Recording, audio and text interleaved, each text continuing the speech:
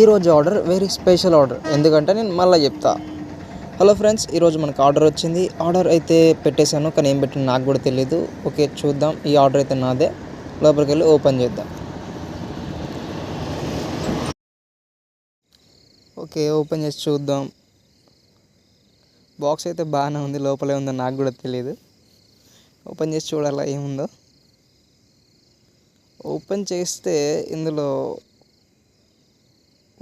Shoes white and black చాలా బాగున్నాయి. Build quality కూడా చాలా బాగుంది. నాస్ అయితే 8. మీ సైజ్ కామెంట్లో పెట్టండి.